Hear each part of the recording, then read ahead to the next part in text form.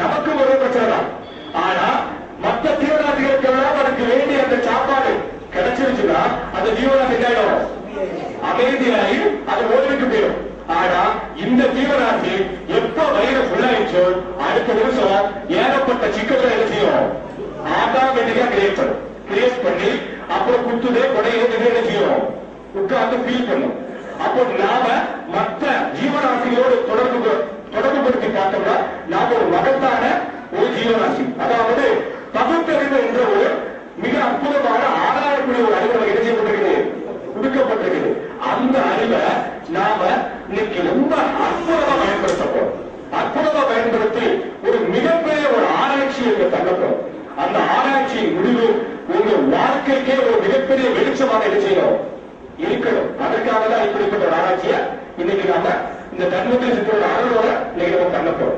இந்த சித்தரை பத்தி சொல்லணும்னு சொன்னே மற்ற அமைப்பு மாதிரி நான் தங்கத்தை சித்தர் இவர் இத்தனை ஆண்டுகள் வாழ்ந்தவர், இத்தனை இவ்வளவு சாதனைகளை கடத்தவர்னா நமக்கு ப்ரூஃப் உண்டா? நம்ம பார்த்தோமா? நம்ம நேரில் இருந்தவர்களும் வாழ்ந்தோமா? நம்ம புத்தகத்தில் சொல்லப்பட்டிருக்க விஷயம் வந்து நம்ம முழுமையா இப்படித்தான் நடந்திருக்கும் அப்படின்னு ஏற்றுக்க முடியுமா? ஏற்றுக்க முடியும். ஆனா அது ஒரு மைய கருத்து இருக்கும், அப்படிதானே? அந்த மைய கருத்துல மட்டுமே நமக்கு போதுமானது. அப்ப நமக்கு எந்த மைய கருத்து வேணும்?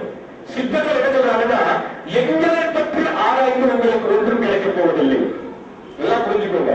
நாங்கள் யாருன்னு தெரிஞ்சு நீங்க செய்ய போறதில்ல, வாழ்க்கையில ஒன்றையும் பெற போறதில்லை. நாங்க எந்த வருஷம் வாழ்ந்தோம்னு நீங்க கணக்கு போட்டு பார்க்கறது உங்களுக்கு எந்த நன்மையும் இல்லை.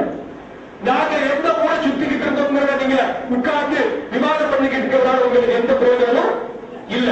நாங்க என்னென்ன மாதிரியான செயல்கள் செஞ்சோம் அப்படின்னு சொல்லி நீங்க உட்கார்ந்து பேசிக்கிட்டு இருக்கிறதாலையும் உங்களுக்கு எந்த மாற்றமும் கிடைக்க போறதில்லை. ஆனா ஒன்னே ஒண்ணு, நாங்க என்ன செய்ய சொல்றோம், எந்த விஷயத்தை உங்க வாழ்க்கையில இன்ஸ்டால் பண்ண சொல்றோம் அப்படிங்கிற அந்த மைய கருத்து நாங்கள் இந்த சமுதாயத்துக்கு உருவாக்கி கொடுத்த அந்த மைய கருத்தை மட்டும் செய்யுங்க, எடுத்துக்கோங்க அப்படின்னு சொல்றாங்க. சோ அது சம்பந்தமா அந்த மைய கருத்தை நம்ம ஆராய்வதற்காக தான் இந்த அமைப்பை நம்ம உருவாக்கி இருக்கோம்.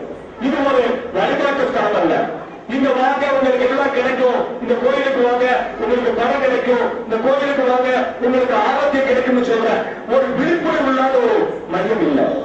இந்த இடத்துக்கு வந்தா உங்களுக்கு என்ன கிடைக்கும் அப்படிங்கிற விஷயத்தை ரொம்ப தெளிவுபடுத்தும், ரொம்ப ஆய்வுபூர்வமா தெளிவுபடுத்தும். அந்த அடிப்படையில நான் கேட்கிற ஒரு 4 கேள்விகளுக்கு நீங்க கொஞ்சம் மௌனமாக ஆராய, அந்த ஆராய்வுக்கு பின் உங்களுக்கு துல்லியமான பதில் தெரிஞ்சாங்க செய்யலாம், நீங்க சொல்லலாம். சரிங்களா? இப்போ முதல் கேள்வி என்னன்னா, நாம எதற்காக இந்த பூமிக்கு வந்தோம்? இந்த பூமிக்கு வந்ததுக்கு ஒரு நோக்கம் இருக்குமா இருக்காதா? இருக்கு. என்னத்தை சாதிக்க போறீங்க? கர்ம கடனை எந்த உள்ள கர்ம கடன்? முன்ஜென்மத்தை நீங்க பார்த்திருக்கீங்களா? பார்த்ததில்ல. ஆனா நம்புறீங்களா? நம்புறீங்க. எப்படி நம்புறீங்க? ஆதாரம். எனக்கு என்னதான் ஆதாரம் வேணும்? எப்படி முன்ஜென்மத்தை நம்புறீங்க?